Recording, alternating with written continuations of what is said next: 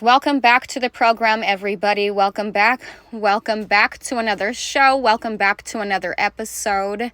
Good morning to all of my viewers, listeners, and Soul Tribe family. The name of this program is called It's a Conspiracy, But It Ain't No Theory. On today's episode, I'm going to be discussing gang stalking plus surviving the New World Disorder per usual, surviving manufactured chaos, surviving manufactured karma, surviving white genocide, and surviving the electronic targeting Holocaust. My name is Adrienne Alese. I am the author and creator of a book trilogy called Lucy's Lair, Part 1, 2, and now 3. Lucy's Lair is a book trilogy reflecting my life as a survivor of rape culture, child sex trafficking, and psychological gas chambers.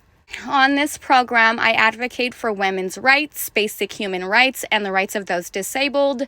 I also advocate on behalf of the foster children in the CPS system, orphans, single mothers, foster mothers, and those less fortunate. Targeted individuals or trafficked victims are predominantly women. 65 to 70% of targeted individuals are white American women or those who identify as such. This makes gang stalking an illegal operation or hate crime that is sexually and politically motivated towards American women and their children or just any of their supporters. This program is a dedication to the TI community. The objective of the opposition or the counterintelligence program, COINTELPRO 2.0, is to subvert all of the target's potentiality, to terminate and to punish all supporters and sympathizers, to round down the target's output and audience, to marginalize the target, to eliminate connections and networking ability, amongst many other things. We're going to get to it though. All right, so one of the things that these gang stalkers are doing, that the COINTELPRO is having done, a part of this PSYOP, this psychological operation with the street theater, is the trauma-based mind control. And they're using sexual exploitation and sexual coercion and manipulation and sexual deprivation, in many cases, to go ahead and perform this trauma-based mind control, or this NLP, neuro-linguistic programming, that you most often refer to as a street theater or crisis actors. So that's the most common or referenced name. That's what they're actually called by, usually, typically, ordinarily. So anyways, to continue. So with the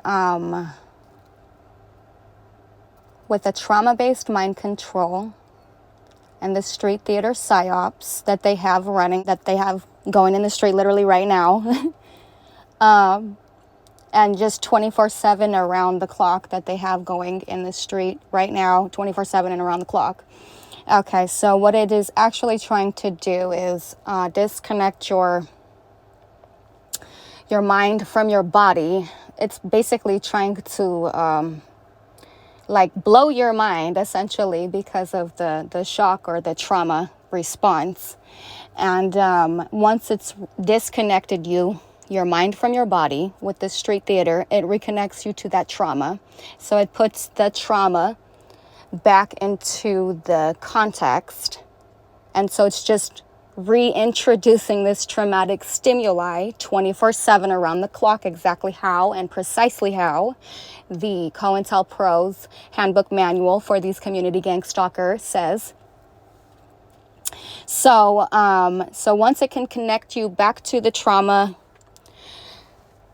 in this gang stalking hypersimulation, what it is actually doing is, from that point, it is then trying to connect your insula to the device. And it prefers to do this, the sooner the better. So as soon as you're exposed to the street theater, to the trauma-based mind control, to the NLP, it then tries to synchronize that attack with using your insula, connecting you from that after it's disconnected your mind from your body, it reconnects your mind to the simulation or the hyper simulation, this parallel universe, where all of this evil is taking place, and it's totally legal, or these things are above parliament somehow, okay?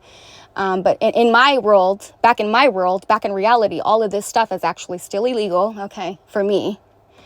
And so it's very interesting to investigate and to observe. And I've learned a lot. So anyways, they disconnect your mind from your body. They connect your mind to the trauma-based mind control, the street theater. And once you're disconnected, once you're connected to the hypersimulation and you're disconnected from your body, your reality, they then connect the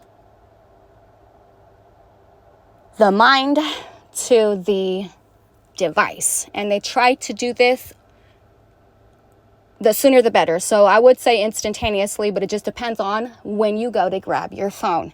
And this is why so many people, when they're in a social setting, they're so quick to grab their phone, because their brains have literally already been trained to do this.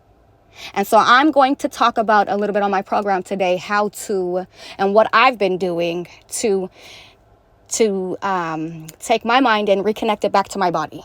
And I've been using a lot of exercise to do this, and mostly meditation and a little bit of yoga. But I'm just saying, it's been working for me, and I'm going to explain why. Because this is so systemic and deep-rooted, you don't realize your mind is preconditioned. And so what you have to do with a little bit of work and some consistency and time is you have to basically retrain or rehab your mind. And I'm going to tell you what I do that works for me, because then once you do this, your mind already knows how to do it, and it's doing it for you. Just like you get up and you go to work every day, because it's already preconditioned. You already know that's what you got to do every single day. You do it. You don't even think about it. You get in your car and you drive. You don't even think about it. You just do it, because your mind's already preconditioned. It's been that way for a very long time. So anyways, so I wanted to just kind of go over more or less what I've been doing, and to share some of what I've been doing. And the reason why I talk fast and I'm out of breath is because I do these exercises, okay? So, and it actually works really, really well for me. And I have this severe head trauma and severe sexual trauma. Well, that's what the doctors would say. I don't think it's that severe, but that's what they say. Anyways, this is not something, this type of information really isn't something that you're going to go to the doctor and get. This is just a little added bonus. And you really do have to do a little bit of work. So bear with me. So for the total individual control by omniscience, what they would have happen as soon as you're exposed to the trauma-based mind control in the street theater, you will have some sort of a trigger, and you'll grab your phone. And so once you grab your phone, they have the EC on the other side getting ready to synchronize that attack. And so they've already got the algorithm manipulated to match that trauma-based mind control. So that's why you talk about something and then you see it pop up in your algorithm. Kind of sort of like that. So that's ideally for these gang stalkers, for the COINTELPRO, that's how they would go about, that's how they are going about facilitating electronic harassment and sort of like this electronic holocaust and this technocracy or this new world order.